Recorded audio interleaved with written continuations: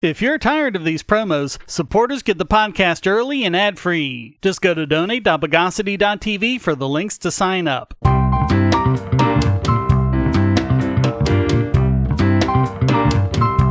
Welcome to the Bogosity Podcast for the week of October 16, 2022. The podcast that mistook its wife for a hat. This is your host, Shane Killian. Let's de-intensify the news of the bogus. So here's something we all knew anyway, but now it's official. The FBI undercounts the number of times an armed citizen stops a crime. By a lot. A report from the Crime Prevention Research Center shows what it refers to as massive errors in the FBI's data regarding active shooting incidents, which the FBI defines as those where an individual actively kills or attempts to kill people in a populated public area. It doesn't include those related to other criminal activity, such as robberies and fights over drug turf. The FBI says that 4.4% of active shootings between 2014 and 2021 were stopped by armed citizens. Data from the CPRC showed 34.4%, almost 8 times as many. The FBI data comes from 252 active shooter incidents, with 11 stopped by armed citizens. The CPRC looked at 360 incidents in the same time period and found 124 stopped by armed citizens. And those are just the ones they can count. The report said, quote, "There is no reason to think that the news media covers all the cases where civilians stopped attacks.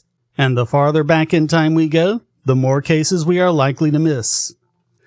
Gary Mauser, professor emeritus at Simon Fraser University in Canada, said, quote, "Whether deliberately through bias or just incompetence, the FBI database of active shooters cannot be trusted." According to the report, there are two main reasons for the undercount. One is misclassification, such as when an armed citizen stops a shooting, but the shooter is arrested by police. The other is simply leaving out the armed citizen, either failing to mention them entirely or miscategorizing armed civilians as security members. And then there are the ones that it just misses entirely.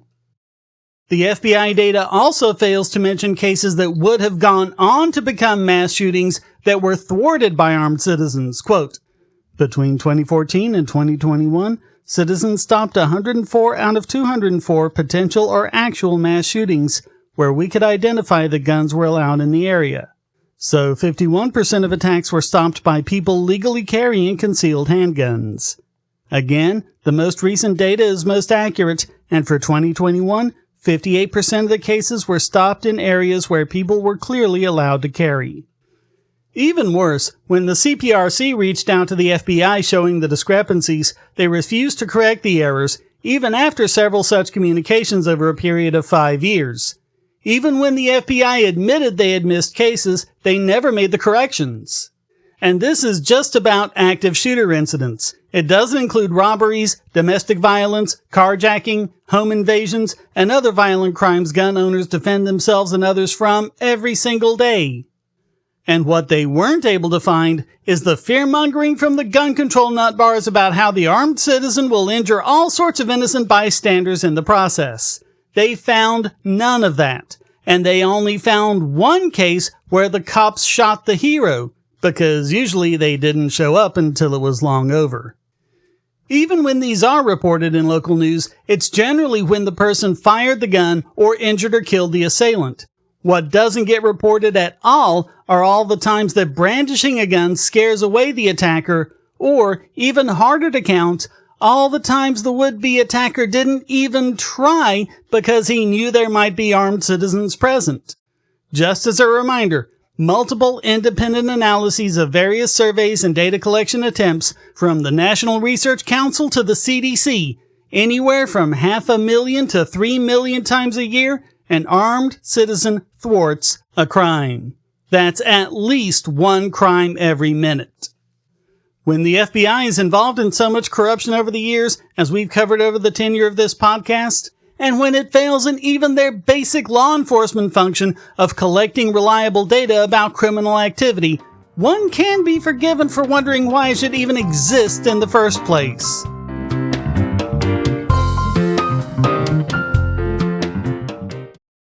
If you're looking for a way to support this channel, but you don't have any spare cash and you can't stand ads, you can do so by generating your own cryptocurrency. Use the links at the bottom of the description to follow the link to Odysee.com to listen to the podcast and see all of my YouTube videos as well. Just watching videos will produce cryptocurrency for the creator and yourself. And since Odysee is always monetized and never censored, you'll have no problem seeing all the videos from your favorite creators. You can also use the library credits you create at Odysee to tip creators and even purchase paid content. Earn library credits through various rewards, including daily view rewards and the number of shares and invites. And you can interact with creators in all sorts of ways, including like and dislike, comment, boost a post by supporting it, repost it, and share to other sites, all while earning crypto for the creator. Easily monetize yourself and your favorite creators using cryptocurrency without advertising. Use the link below to visit this channel on Odysee.com and see many of your other favorites there as well. And on something else that's largely unreported about firearms, CNN is finally getting clued into what gun owners have known all along. Women and minorities carry guns too. In their article, Liberal, Female, and Minority, America's New Gun Owners Aren't Who You'd Think, they express surprise at something a lot of us have noticed. Like firearms dealer and instructor Brandy Joseph said, quote, "There is a huge uptick in female owners. Women are getting trained. Women are carrying. Liberal and conservative." The report focuses on several African American women who came for their first training session, led by Laranya Day, who said, quote, "Our society and climate is changing. It's just better to be prepared for your own safety and protection. That's how we feel." It can be intimidating to newcomers, and they're no exception. Like Jamie Beverly, who said, quote, "Seeing all the guns on the table, I was like, ugh." When the reporter asked if she'd ever want to carry, she replied, "I don't think so." And that continued after the training began, when they felt the raw power and heard the sound of the gunfire through their ear protection. Crisia Regalado said, quote, "Just the sounds, the vibrations of each impact, made me very jittery and shaky, and I had to excuse myself out of the range. I don't know, it just triggered something inside of me, and it made me scared." You know what? That's actually kind of good. Guns are powerful and potentially dangerous, which is why there's such a huge culture of safety among gun owners. But when safety rules are learned and followed, guns can be the safest item you own.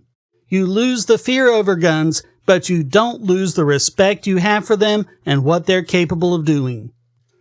Regalado's wife, Jessica Mendez, voiced what many others have in recent years in the growing need for personal protection. Quote, "I'm a Mexican woman in a same-sex relationship. I need to feel safe. I need to feel protected. And right now, the laws and the things that are going on don't make me feel safe and don't make me feel protected." All that's really happening is the illusion falling apart. They were never protected by their government, as we've covered numerous times. Police have no duty to protect anyone. Their instructor, Tom Nguyen, spoke of training mostly liberal clients from all backgrounds, genders, and orientations. Quote, "I never intended to become an instructor, but the need from the community was there. And there's also folks from my own liberal community who see me as, oh, you like guns, so you must be a gun nut. But that's not really it at all. The more I educate those who are formerly anti-gun, the more they actually realize that there's more nuance to it." They were surprised at the open reception they've received. Mendez said, quote, "It's mostly all men, mostly all white men, older men like 70s, 80s, seeing people looking at us and kind of just staring. It always makes us more uncomfortable because we're like, oh my God, are they going to come and tell us, like, get out of here, you don't belong here? But instead, quote, they're like, hey, you're doing well, but can I show you something that might help you more? See, CNN? That's what actual tolerance looks like. Yes, they were welcoming, encouraging, and helpful, but as surprising as it is to them, it's no surprise to anyone in gun culture. In fact, one gun rights group, the Pink Pistols, focuses on LGBTQ gun owners. But they're not getting that kind of understanding from their own friends and relations. Charlene Ward said, quote, "Do you have some friends who would be totally turned off by this? Absolutely. That's their choice. I'm exercising my choice."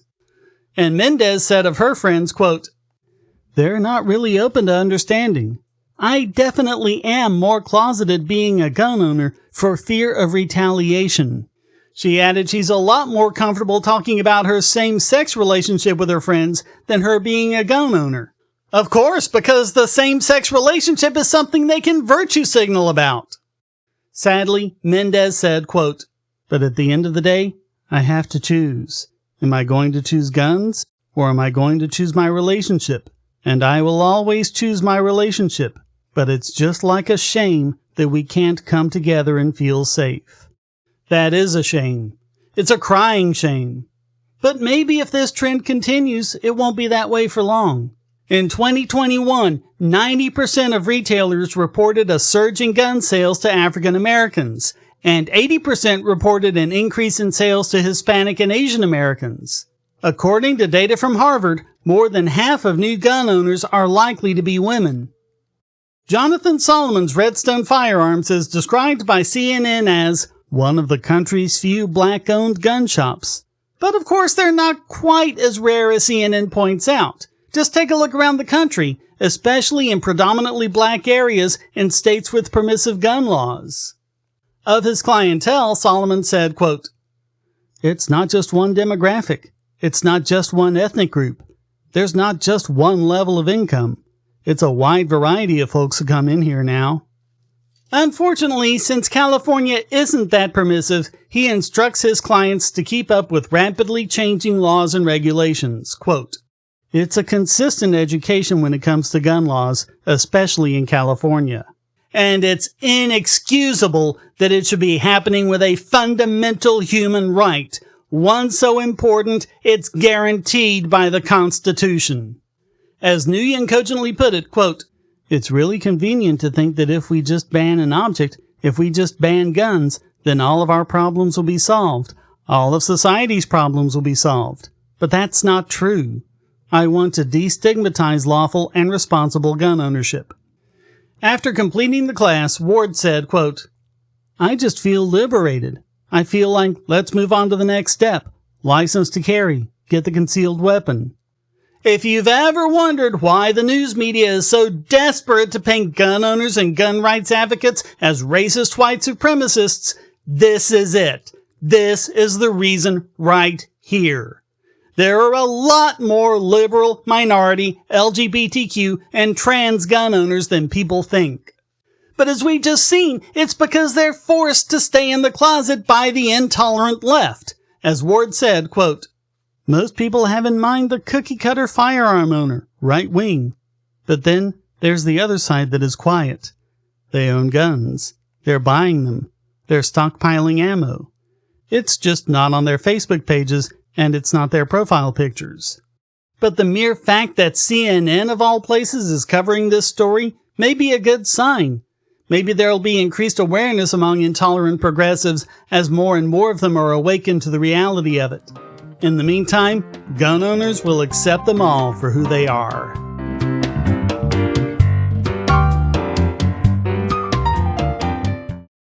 If you're on the Wi-Fi in a coffee shop or hotel, anyone on that network can get your traffic. Do you really trust all of those strangers? For that matter, do you really trust your ISP? A VPN can protect you from prying eyes, disguise your location, and even foil government censors. It's essential in this day and age, so go to vpn.bogosity.tv and you'll be taken to BoxPN. Starting at just $2.99 a month, you can get unlimited high-speed connections to VPN servers all over the world, and they don't log connections, so your privacy is assured. Traveling abroad, just VPN home, and don't worry about what those other governments are doing. Back at home, stop your ISP from traffic shaping and messing with the quality internet access you're paying good money for. You can connect from multiple machines at once, including your smartphone or tablet, and it supports all the secure standards, including OpenVPN and SSTP.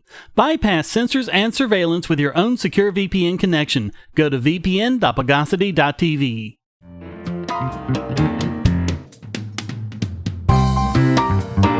So now, the result of the Alex Jones travesty of a trial resulted in the absolutely ridiculous result many of us predicted. Even those of us who can't stand Alex Jones and believe he said some horrible things that he deserves to pay for, but still like the principles of justice, didn't like the show trial that turned into an absolute circus with the clown of a judge in the center ring. And now, The Guardian has an article showing how this sort of thing can only be stopped by government regulation of the internet. Just in case you're wondering what it's about, this is what it's always been about. Simon Jenkins wrote in the op-ed, quote, Jones, like QAnon, Donald Trump, and others, can navigate fake news sites and social media to reach millions. For years, the latter refused to admit responsibility for their content, Facebook asserting that it was a platform, not a publisher. Oh yes, it's the typical rhetoric of the free speech hating anti-Section 230 crowd. Here's another box you can tick off, quote, No one seriously believes free speech is an absolute right. The British government is making desperate attempts to define such concepts as causing offense and legal but harmful. More ruthless efforts at control are emerging from authoritarian regimes in Russia, China, Iran, and Saudi Arabia. The EU, too, is pondering regulation. But this realm of government is patently in its infancy. As I've pointed out before, just because some exceptions exist, like slander, libel, or the threat of imminent lawless action, doesn't mean that your exception is justified. The exceptions are compatible with free speech. You have the freedom to speak, but you can also be held accountable for the harm your speech does. But look at what he's actually advocating. Censorship of speech that some people find offensive, or even the authoritarian censorship regimes around the world, he claims is in its infancy, meaning he wants it to be a lot bigger. He quotes Marxist Jamie Susskind, who's constantly been against things like open speech, strong encryption, and the gig economy, saying, quote, Forms of speech that were mildly problematic in the past now have the potential to be mortally dangerous. The last paragraph of the Guardian column tells you everything you need to know. Quote, Susskind and others regard it as indefensible that the digital industry should regulate itself. There is a clear tension between the logic of capitalist innovation and the public good. To Susskind, that tension can be resolved only by government. But if freedom is to be protected and treasured, this means the U.S. and Europe acting in concert. Regulation must burrow down into the global media platforms to bring out the best and curtail the worst. People like Jones cannot be left to return to his ranch and sow mayhem unchecked. Yep, global regulations to stop capitalist innovation in the name of the so-called public good, another rallying cry of the tyrant. It's funny, though, the things he doesn't bother to mention that's actual misinformation, like the Steele dossier, the Hunter Biden laptop being a Russian hoax, the Russians supposedly hacking our power grid, the misinformation about Jan 6 like the death of Brian Sicknick, all the misinformation about Kyle Rittenhouse, and so on. Because he actually doesn't care about misinformation, as long as it's misinformation that helps his team. And he wants to get rid of free speech so he can shut up anyone who can point it out. That's why they had to try Alex Jones this way. If they'd had an actual trial for libel, there's no question Jones would have lost. And if they'd followed actual jurisprudence, not to mention basic decorum, in the damages trial, there's no question the jury would have made Jones pay. Why would you cheat when you didn't have to in order to win the trial? Because it's about something other than winning the trial. It's about how you want to inhibit people's rights. And every single time, they pick an odious person to do it with and make it about him, such that people are loath to want to defend him. And they use that as a launching off point to go against the rest of us.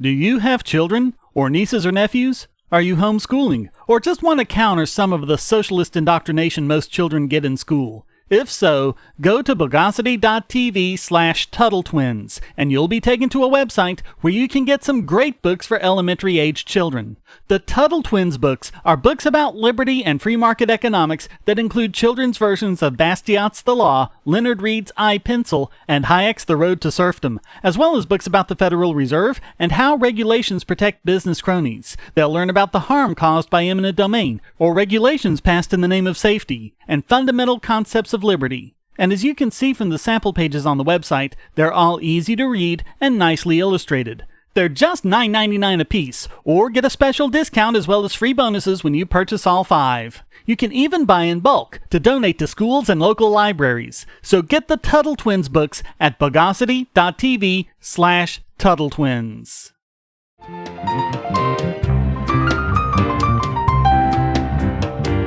And now it's time to spike the punch of this week's biggest bogon emitter. Joe Biden surprised a lot of people with his announcement that he was going to pardon every nonviolent marijuana offender. It's something that should have happened long ago, along with ending the entire war on drugs, but still, this would be an excellent first step. But just like everything else, you've got to read the fine print. First of all, it only applies to federal and D.C. convictions since the president doesn't have the power to pardon state convictions.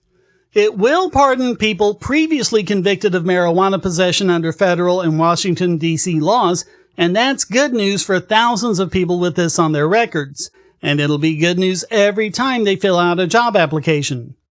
It'll also restore, in many cases, the right to vote, to hold office, and to sit on a jury. But then there's all the things it doesn't do. First of all, it doesn't actually expunge the record, which Biden actually promised to do on his 2020 campaign website. So it may not affect, for example, whether you pass a background check to get a firearm. It also won't free a single person from federal prison. They were careful to write the pardon order so that it doesn't actually cover anyone sitting in prison today because they're not there solely on minor possession charges. For example, if you have more than a certain amount, they'll charge you with intent to sell, or conspiracy, or trafficking, or any of the other bogus charges prosecutors love tacking on to get a big conviction and sentence. That includes being convicted of a violent crime when there was no actual violence or even the threat of it. If you're caught possessing marijuana and a firearm, even if you never even drew the gun, you're charged with aggravated drug possession, and this pardon doesn't apply. And by the way, as numerous studies have confirmed, blacks are far more likely to be stopped by police, detained pre-trial, and overcharged with more serious crimes than white people, so they're much less likely to be covered by this pardon. Joe Biden's record of supporting racist laws still stands. And also, it doesn't apply to illegal immigrants. Since 2003, more than 45,000 people were deported on nothing more than simple marijuana possession. It also doesn't cover members of the military, and it doesn't stop people from continuing to be arrested for simple possession, or to change the ridiculous placement of marijuana on Schedule 1, or even the ridiculous existence of Schedule 1 to begin with. All it really does is shift federal policy to be more in line with most states. It's playing catch-up, not moving us forward. Given all of that, and especially the timing of it, it really smacks of being nothing more than an October grab for votes for Democrats. So all of that makes Joe Biden this week's biggest bogon emitter.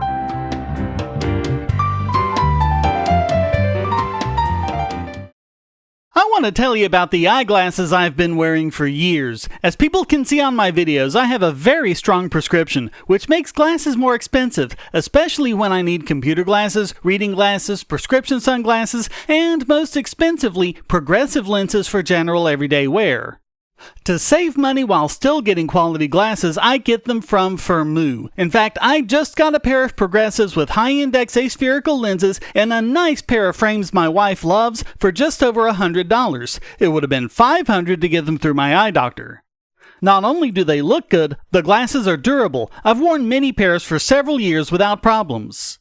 All orders come with a 30-day return policy, a 3-month warranty, and one-on-one customer service. Go to Firmoo, that's FIRMOO.Bogosity.tv anytime you need quality glasses at a low price. Once again, that's Firmoo.Bogosity.tv.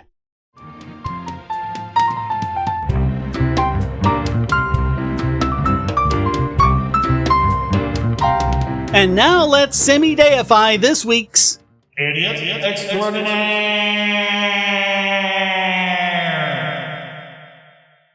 And just when you thought copyrights couldn't get any more ridiculous, along comes France, whose parliament wants to charge people a fee for using works in the public domain.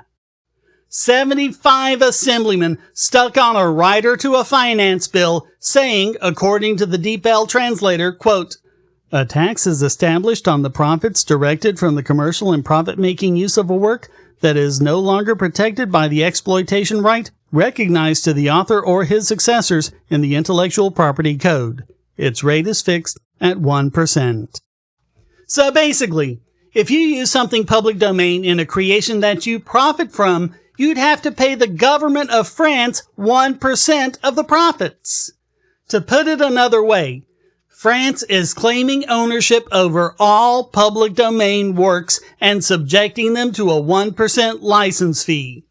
The whole justification of giving a monopoly to the creator of a work for a limited time is that after that limited time, it enters the public domain and can be used by anyone for any purpose whatsoever, including for-profit works. France wants to turn that idea completely on its head and basically have all rights be turned over to the government. And who wants to bet these won't be the only ones to try it? In fact, as we've seen in the past, whenever a European country tries something horrible like this, it's just a matter of time before the EU passes it to cover all of Europe, and then insists that the rest of the world kowtow to it. They justify it by saying, "The purpose of this amendment is to increase the aid to artistic creation by setting up a levy on the lucrative commercial use of works that belong to the public domain." But how do you increase the aid to artistic creation? By taxing it! And what would count? If you write a novel that's completely original, except one character somewhere quotes Shakespeare, what would the tax be? And how is this going to affect things like libraries and used bookstores? The only thing this will accomplish is to make it more difficult for individual and independent artists to compete with the big content cartels, which is probably the whole idea. So all of that makes France this week's Idiot Extraordinaire.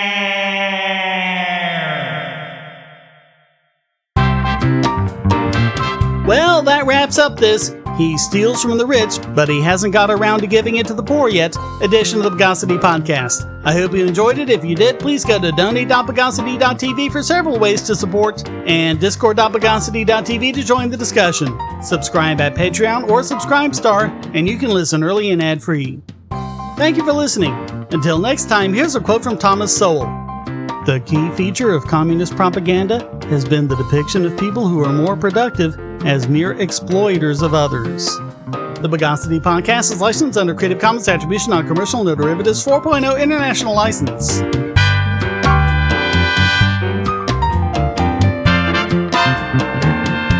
Bogosity.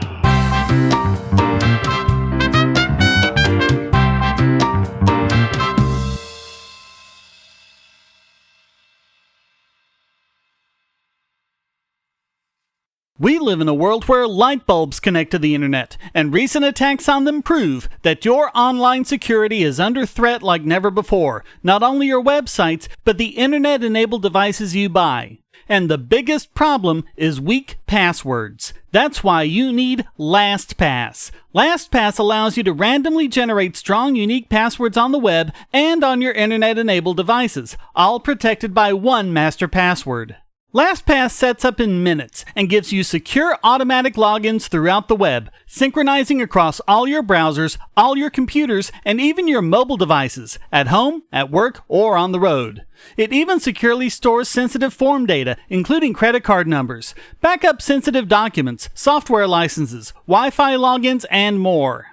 And with LastPass Premium, you can get these benefits on other applications, manage passwords for your entire family, and also get priority customer support. Sign up at password.bogosity.tv for a free month of LastPass Premium. Log in securely everywhere using the last password you'll ever have to remember. Go to password.bogosity.tv and get LastPass now.